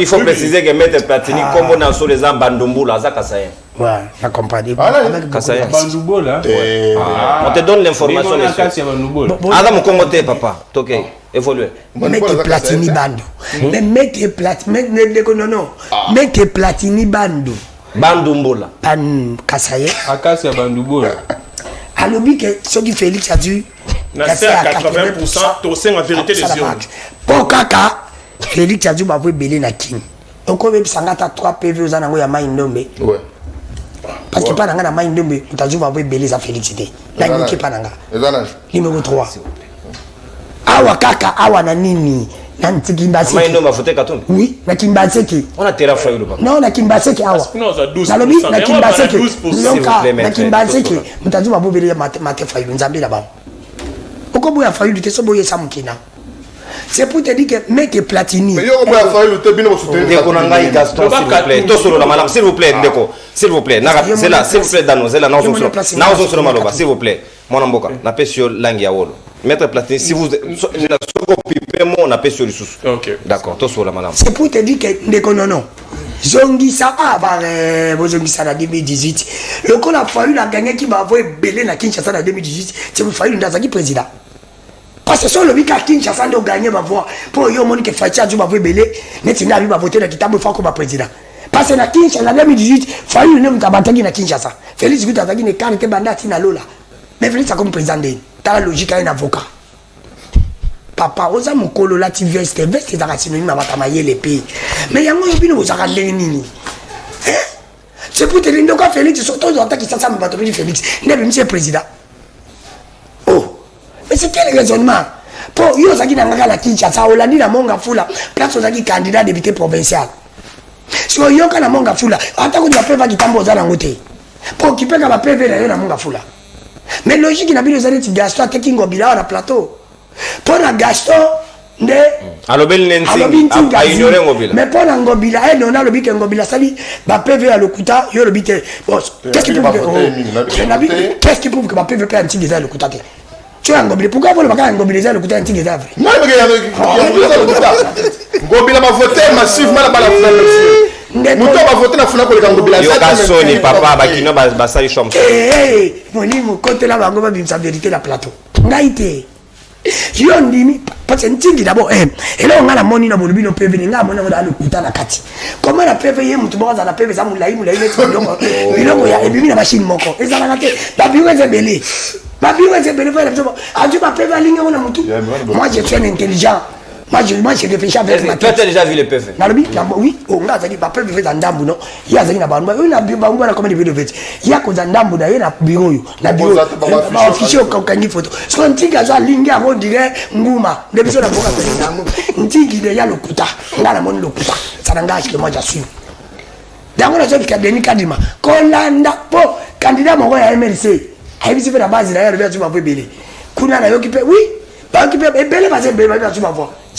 Maître Jonathan pas sur ma voix. Merci. Nana Zuba voix, il y a le bilan Selimbao. Je n'entends pas bien Selimbao. Maître, il faut préciser pour l'opinion, Maître Jonathan Ngwele, Azali Bosso, Blanchard Mongomba, ou Azali secrétaire à Mozut. Donc ceux qui voient siège Moko, vous allez prendre un nouvel élan, ils apprennent à Maître Jonathan, Nafuna, et à Blanchard Mongomba. Ils en est tingala. Ils en est tingala. Ouais, il y a un nouvel élan. Et tingala en vol. Naza va voir belé pour les cabatunioso. Na Rodrigue. Na tena lukunga, na bina fonate. Kolekana c'est ça. Non, c'est ça en route, il n'est pas là. Yokuna zalande Nzambi. Yazali titilo. Nzamba zate. Il a lui Yo lo baka kanzambe ne. Les années tu failli na bandu. Na Kinshasa, failli Nzambi. C'est bouyo c'est mukina. C'est pour te dire que ndeko na ngai yoyo. Obi ke bilo matanyo sa ke bana lokuta eh. C'est pour le cas moun ke no ba voter ndeko tilo mbula kate na ye pour aller ndeko tilo babimi président. Et uti na munoka na été avocat. Mete Platini bandu na ebisa ka yo za mayele. Kotika mayele. Alors que ça malobande ko regarder ngai parce que na tout le cas mutu na 2018 Fernani failli la gagner ki ba antika tilo mbona et ta msika. Abeti ba mama. Alongol bango bilamba. Tala kono danu tu ne vas pas développer dans okata on a 7 minutes. Attends le maman tu mena le cadet. Non, c'est le sujet ndeko. Mete Platini bandu ka lobi qui est tala ticheli mususu. Il est candidat. Mais attends le bureau de vote indien sondé. Pour ngai kutu na zaki candidat na kika na bureau na na voter na zaki ba candidat batambola rade. Yesko tambola ndé. Na bureau na zoko lukani. Parce que le omoni bino makamsu bolo baka. Mais Platini bandu yondo za la pour tricher. Pour un candidat ne peut pas marcher dans le bureau de vote. Comment va robeta moi si vous êtes indifférent dans nous? Na ko le bango na 30 secondes pour la télémata. Yangwana tigadi. Là regarder le bango. Yangwana tu es dans 30 secondes nazo katayo. Mais obi ke okate matana ngebe au fozo mtila. Non. Balobi na tana tena wewe. Tokei. Ah, eza mamba ki mokis tout yo lo baka. Toujours. Ndeko non, tokeli susu. Na pesi ces en pratique. Le électoral lobby témoin.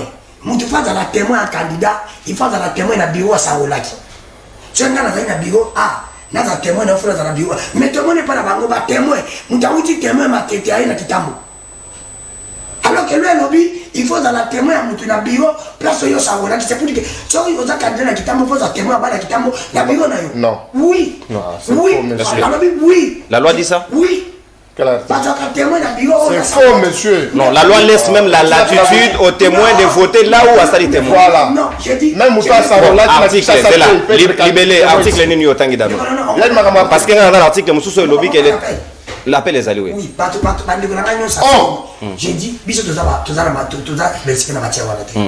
Avant la plateau. Attends, Moussa Sarola, la Kinshasa, il peut voter par dérogation. En tant que témoin, avec sa carte de lecteur, monsieur. Oui, boy. Candidat za na loi ko za ba témoin non sur la ligne. La nombre ya ligne. Mais il faut. La nombre ya ligne, c'est maximum deux témoins par bureau. Tu l'as adjoint, c'est fini. Tolérance. Qu'est-ce que tu racontes sur ce plateau? Non, mais ce plateau sérieux. C'est pédagogique ça. Moi j'ai dit ceci.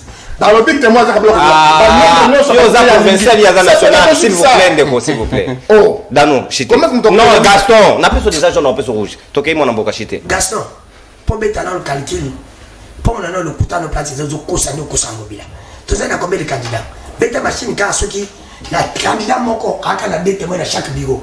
Tout ça, il y a combien de témoins à chaque bureau? Tout ça, il y a combien de candidats? Merci, au consommé ta Merci. Maître Platini, moi je te parle de thèse. S'il vous plaît, Tossorola, s'il vous plaît, ne dérangez pas l'émission. Ndeko, Gaston, s'il vous plaît. Non, on a sur Malobate. Non, au consommé ta dent. Au consommé.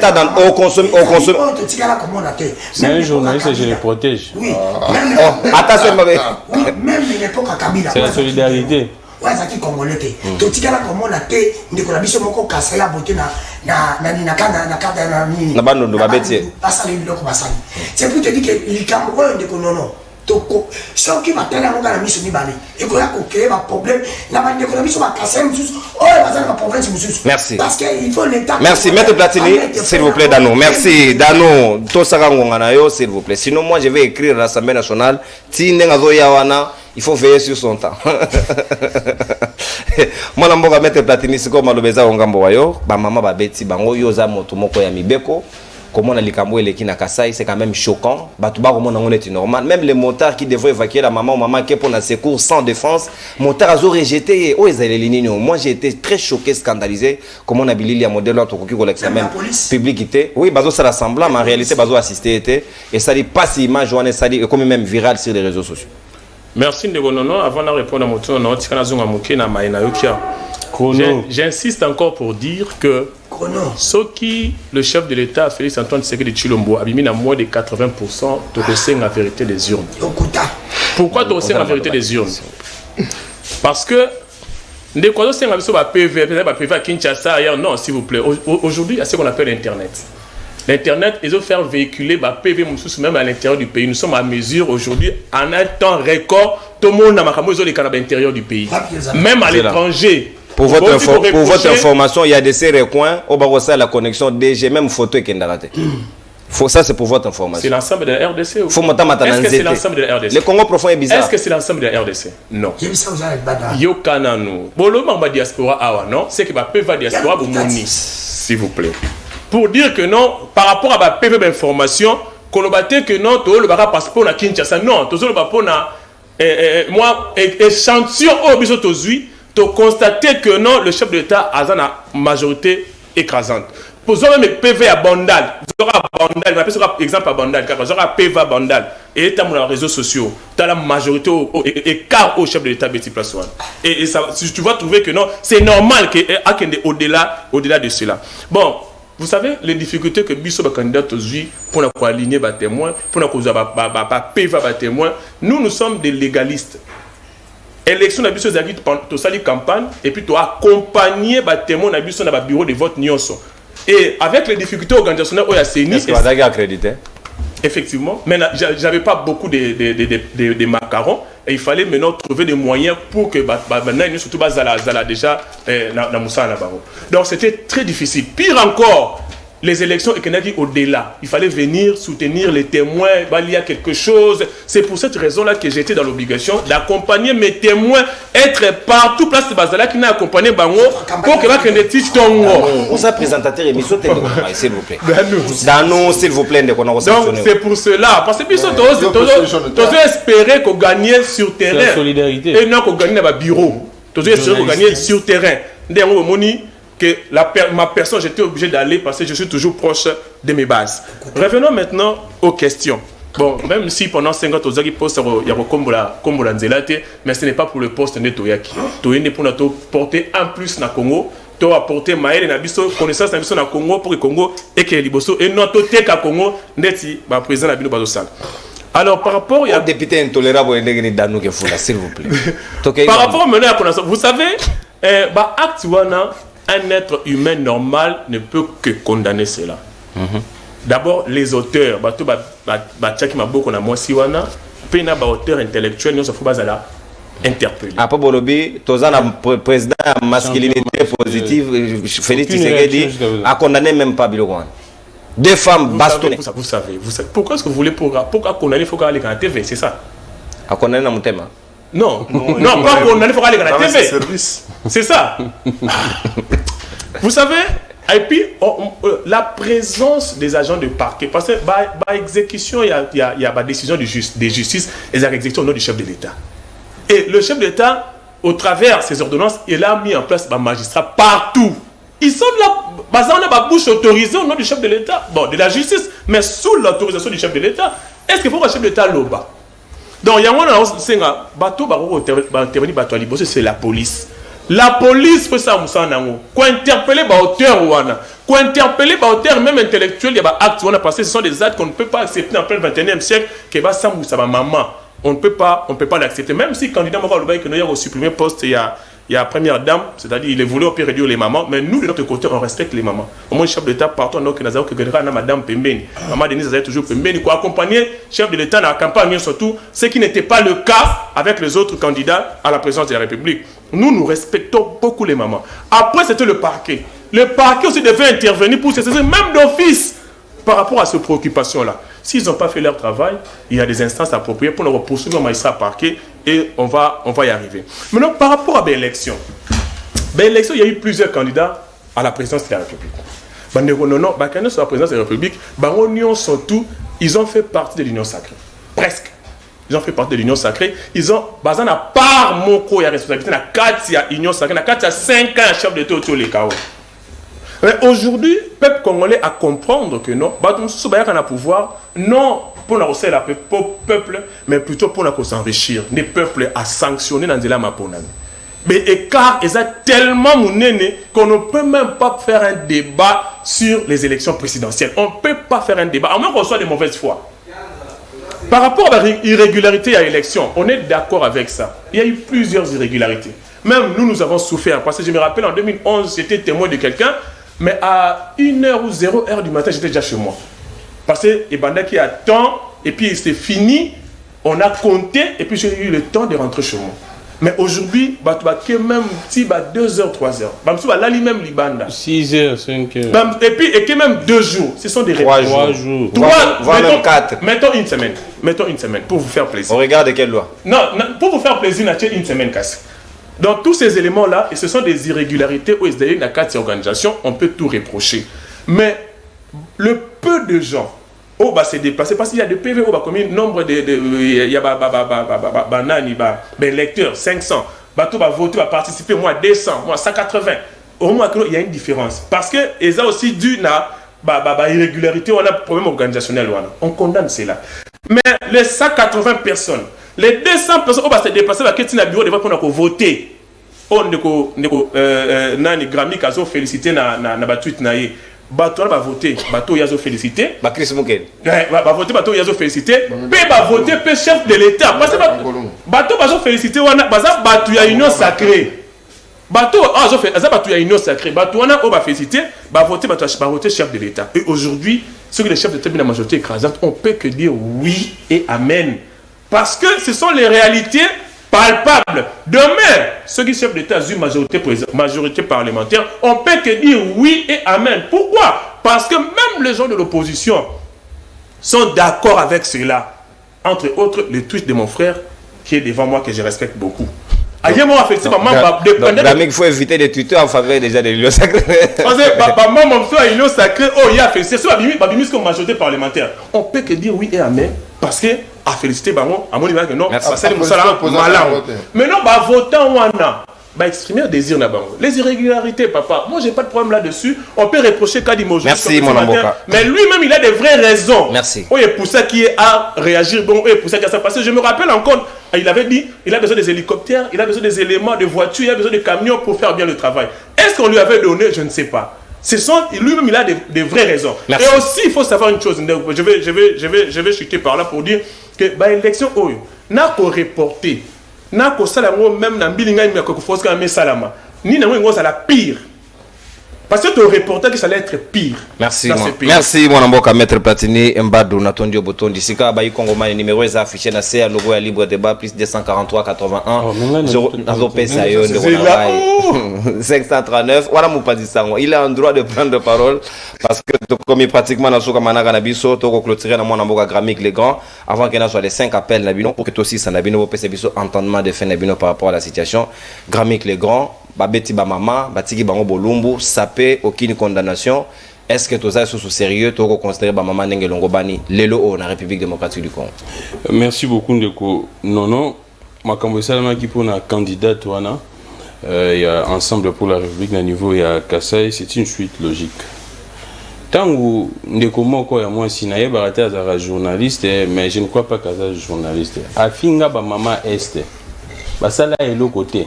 Afinga bango na nzoto na bango moto wana batutu bayebiye et la vidéo a circulé basala et le côté siko bolingi tangu ye asali bongo batu susu basala ni. C'est une suite logique. Il y a un moni régime où ba condamna ngote ni les champions de la masculinité positive ni les ministères, il y a genre et famille, ni même président, il y a CENI, parce que c'est une candidate, la dame là. Aucun communiqué, ni même Peter Kazali a rassuré qu'il va bien sa sécurité. Parce que c'est lui le patron de l'intérieur. Il a rassuré tout le monde la sécurité pendant ce processus électoral. Mais tout le monde, dans le processus électoral, Moutoua Koufi, tout le monde dans le processus électoral, une femme dénudée, déshabillé, humilié, mais jusqu'à présent, rien n'est fait. Na fonga la brèche moi qui est très rapidement on attend d'antenne ngai na moni ndeko maître Platini Bandou alobi que candidat moro balba qui a supprimé makambo ya première dame na ça maître Platini Bandou alanda information bureau conjoint alanda information attentivement Moïse Katumbi alobaki a supprimer bureau conjoint on a oeza illégal aza juriste aye bien quelle est la disposition constitutionnelle qui donne à la première dame, qui donne la place à la première dame? Quelle est la disposition constitutionnelle? Ou soit tout le monde attend la constitution, la loi organique, qui donne la place à la première dame aucune disposition. Et c'est pourquoi, depuis 2006, je comprends si l'UDPS le fait à jouer bureau conjoint, c'est parce que l'UDPS a voté constitution en 2005, dans le référendum, l'UDPS a raté.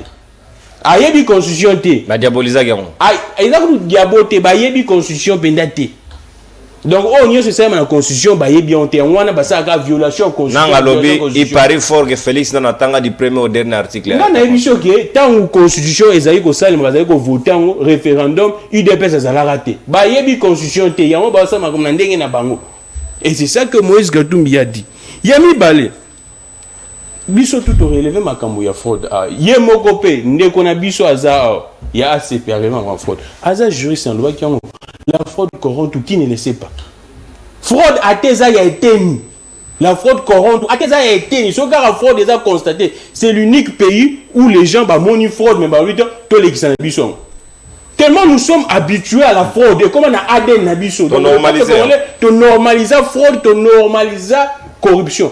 Pour le peuple congolais, fraude, ce qui est à la fraude, et c'est ce qui est à la fraude, il y a quantité industrielle. C'est comme tout le monde a Félix Tshisekedi a dit que les députés étaient issus des élections de tricherie, n'a suspendant même mise en place du Sénat. Il y a tout à Olobani. Non, la rencontre entre les présidents de la République, entre les candidats présidents de la République, n'a séni. Le président Yemoko a soulevé un point très important pour éviter la tricherie. Na jour à vote. Est-ce que nous ne pourrions pas faire une formule pour que Ndeti Kinshasa soit à 9h, na Est 10h. Mettons en place une formule pour que tout le monde vote heure moko. Au lieu de tout à 9h, na Kinshasa na Est, tout à na Est 10h. Pour ceux qui sont à 9h, na Est, pour à 9h et à 8h. Tout à bon. Ça, c'est le président qui a soulevé ça pour éviter la fraude. Et Denis Kadima rassura qui président que nous avons tout prévu. Mais tu constates que Batumsou va voter président Lelo, Moussou va voter président après 3 jours. Déjà, ça viole les principes d'égalité devant les suffrages de tout électeur. Ah, juriste, je pense que aïe bien. C'est-à-dire influence. Il y a vote. Il y a chaque électeur. Je connais le principe. Mais appliquer ça, s'il vous plaît. Okay. Non, je connais le principe. S'il vous plaît, maître Platini. Le principe. Égalité à suffrage de tout électeur. C'est-à-dire quoi? Et il y a 2 volets dans le principe. Le premier volet, chaque électeur a une voix. C'est-à-dire, Moutounio a droit à voix moko. Il y a mis influence, il y a vote. Je prends les cas. Il va voter président Lelo. Déjà, il va payer choqué. Ceux qui va voter, je prends l'exemple, il y a 7 Kikouni. Il va voter Makasi Ndeti na Kinshasa. Ou soit Namasina. C'est un exemple. Je prends un exemple. On a beau une a vu 7 Kikouni bien, il faut. Marie-Joseph faut. Va voter Ndeti et Belé Namasina. Ceux qui lobby, après 3 jours, ils vont voter dans Bandal. La même élection présidentielle. Bateau, il y a Marie Fokou tiens, encore à voter qui mingi, 7 Kikouni. Biso qui va influencer vote kuna Namasina pour que va voter biso peu équilibré. C'est dissolvant. Qu'est-ce que c'est une réflexion de sophisme. Je suis en train de parler de ces principes d'égalité et à suffrage. Donc, pour vous dire que ce qui s'est passé n'est rien que la fraude. Non, qui ne connaît expliquer l'égalité. Non. Vous n'avez plus le temps, vous expliquez comment. S'il vous plaît, non, qui ne connaît que fou la lobby que non, président Fachi Azubavo Ebele na Kitambo. Je peux comprendre. On a triché, parce que le président est venu voter dans Saint-Georges. Quand vous voyez Ayana Batobele, Batouana n'a pas côté dans le bureau de vote. bato wana tout bayaki na Saint-Georges bakota na bureau de vote atako bazwaka bakarte kuna te ata bazwa bakarte wana te bavotaki kuna bato wana nyonso ayaki na bango mais je vous dis s'il vous plaît, Maître Platini, vous ne pouvez pas supporter. Dans nous, le président a voté dans Saint-Georges na Kitamo. Et Ngouloupa Batona tout bayaki. Et ils ont fait ça sciemment. Batona va voter na Kati. Il n'y avait plus de contrôle dans le moment où on a. Batou tout va voter na Kati. Et ils ont influencé le vote na Kati wana. Normalement, on devrait interpeller les gens. Mais bah ça l'a monté. Il y a un Monique non. Félix Tshisekedi babi c'est pas s'il vous plaît. Donc c'est pour vous dire que tout ce qui s'est passé on a est fraude et batutu ba yebike tricherie eza makasi. Ba bengani ba témoin na ba dépouillement. Qui ne le sait pas? Ba bengani ba témoin dépouillement et on s'est mené à 2 heures et les policiers ont participé même à ces crimes et à ces coups parce que moi je l'appelle un crime. Les policiers ont participé à ces crimes. Ba bengani ba témoin batu. Nalingwa la coup certains centres de vote ba témoin ya ba candidat opposition ba quotité. C'est faux. Ba témoin Mike, moi j'ai des éléments, j'ai la vidéo. Ba témoin Mike Mukeba, je cite les noms. Merci. Merci mon amour. Moi j'ai des témoins.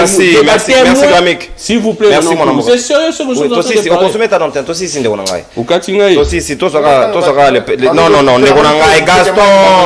Non putain Gaston s'il vous plaît. On les agitation Gramik c'est bon toi aussi c'est ndeko. Toi quelques appels. Mike Mukeba. Les grands. Mike Mukeba s'il vous plaît. Eric Wemba. Mbote ndeko nangai obengiso c'est bon. Ah, comme on a mis Charlie, on a commis la lemba, petit la quartier qui est méridien. Ouais. Nani na baboye, na zo directeur na bandi na fiche union sacrée.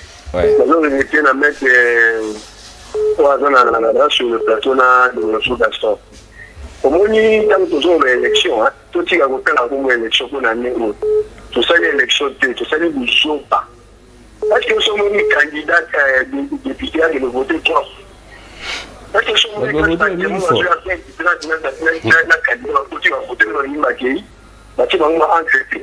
Si autant bagani bagina ba marché. Bati wana ba voter na faveur ya nani. N'est-ce pas le président en place? Ba voir où il a joué une belle wana. Et c'est une idée. Ndé voto da so mi tant toujours le bas. Toujours da page de mitema. Ngo de déjà kufa. Donc pour l'élection là, ba ne voba da so ni ba beta to loté. Ceux qui va publier de pour Michawana de président. On s'attend de Nelongo Moko. On le donne encore ma candidature. Merci. Merci beaucoup. Voilà. 4 appels seulement et Tikali. Donc on n'a pas à déborder parce que tout à l'heure à midi, beaucoup d'endéco de l'ECOM, d'endéco l'embingazor de la presse congolaise de Konata Kianzaroya. Bonjour de Konono, on a regretté pour un certain nombre de Congolais au Bakenda na école, topena kelasi, mais batanga te. Depuis Massina. Batanga te c'est politique.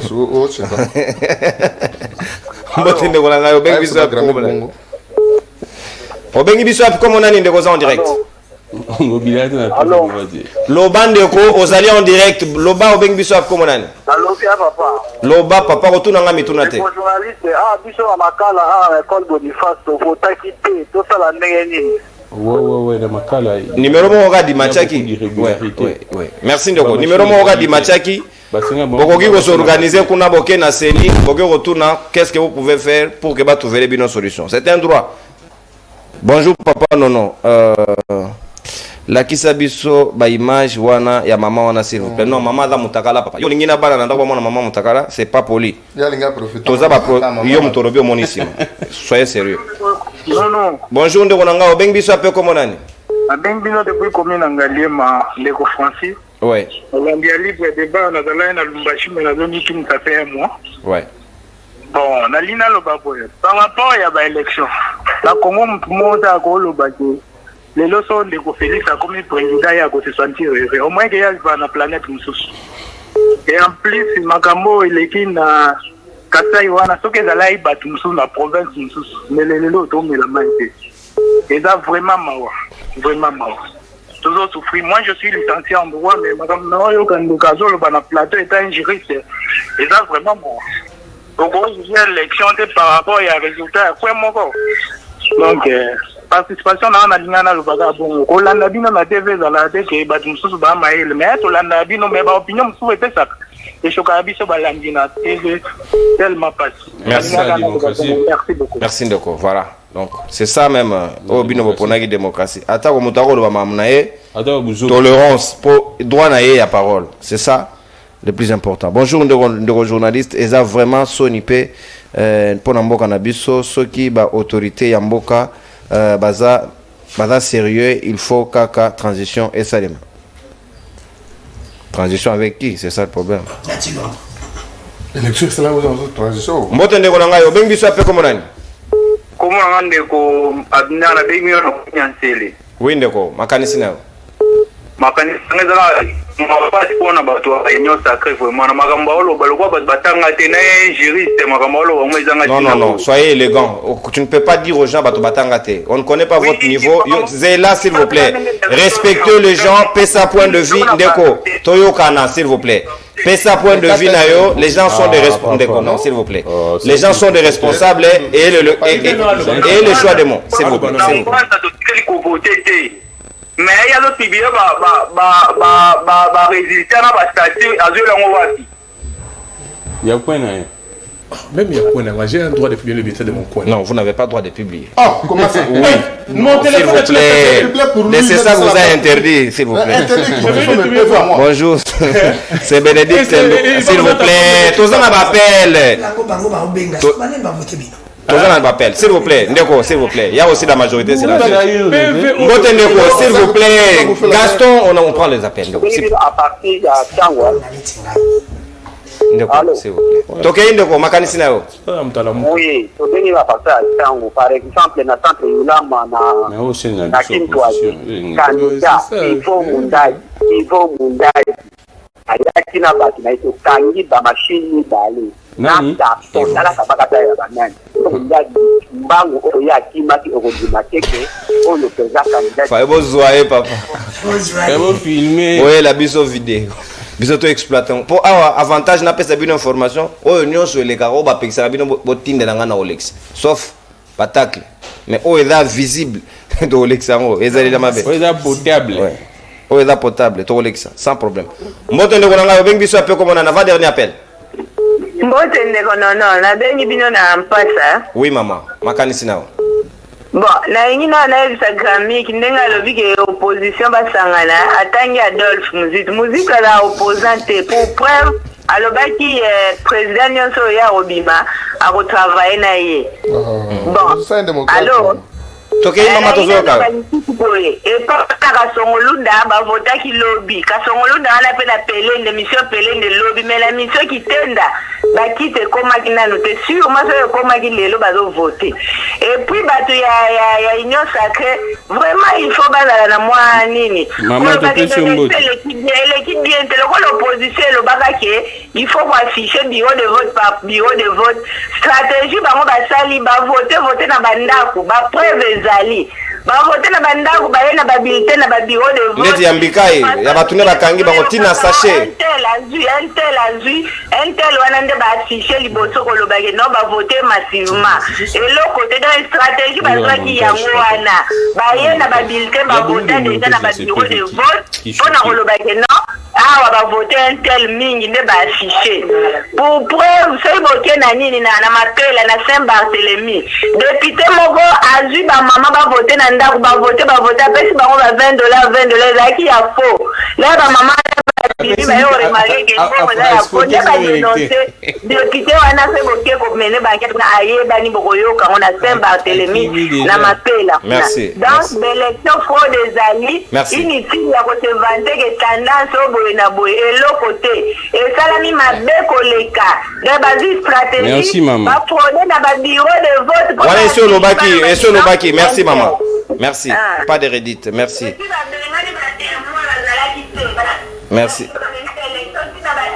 merci beaucoup. Wow, les appels débordent. Mais je profiterai très vite. Non, on a sur la seconde.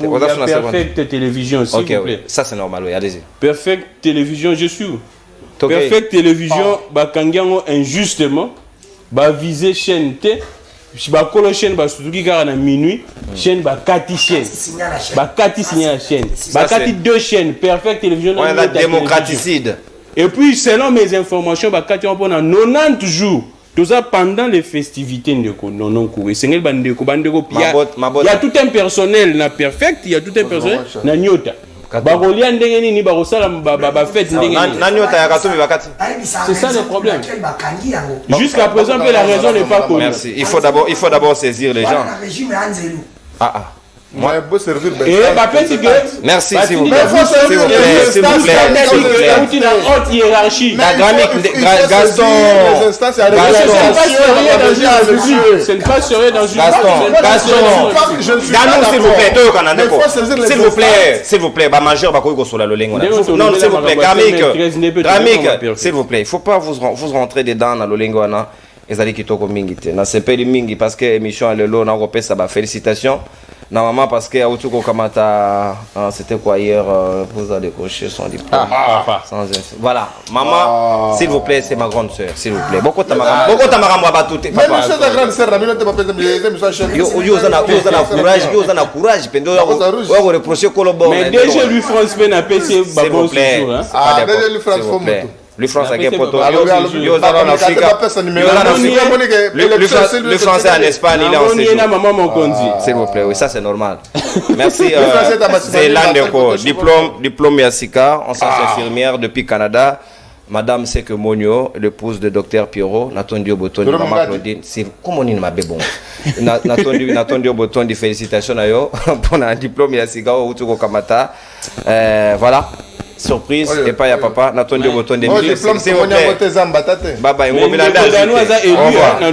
bye va publier. Vous êtes en train de vouloir bon mon ami Komoro particulière, loi moro particulière spécifique ou à cause de la bongo na mission à kolobela juste et total la juste campagne. Il y a campagne électorale. Mais bon sénateur récemment on a soit groupe de 13 G7. Bah ça la proposition, bah ça la 18 propositions. Nande Rodeli c'est ça oh même na kati sur l'état campagne électorale même il faut qui ça va député na campagne va ça la mosolo na beleter mais mais il est non ils n'ont ça craint de battre c'est ça la liboso et ça qui non à niveau de proposition. Or si ces propositions là ont été admises et que ça la finalité objet à Mobeko la sécurité, interdiction, garantie pour nous ramener sur la propagande électorale. Maintenant, nous avons licencié. Nous avons mis ça dans l'état de droit. Nous avons mis ça dans parce qu'il y a des personnes qui ont côté. C'est ça, ils ont sacré. Ceux qui n'ont pas ça, ils c'est ça, dans le groupe G13. Non, il n'a pas proposé. Il n'a pas proposé parce que la proposition a été déjà faite par Delis et Sanga. Il y a un groupe de 13 Tobo Sanaté. Dans un discours rapidement, il y a un chef des travaux dans Banda qui respecte moi mingi depuis Nikin, Philippe Kazadi. Alors bien tenant la lobby Likambouya, il faut qu'on tourne en nous mon parti politique au lieu ça la partie non. Toi il faut mettre ta question est techniquement. Question technique, pardon. Vous savez, en sciences, faut comme en droit, avant d'aborder certaines questions, il faut que vous ayez aussi de la technicité en la matière. Les élections font partie de la souveraineté. Pour nous, qui est dans compétition électorale, nous avons préféré qu'il y ait l'individualité, des candidats. Maintenant, si nous avons une vie politique, nous avons un parti politique. Il y a un qui boy. Pour nous, ça, la partie politique, avant le ministère intérieur, ça y agrément, avant la personnalité juridique, il faut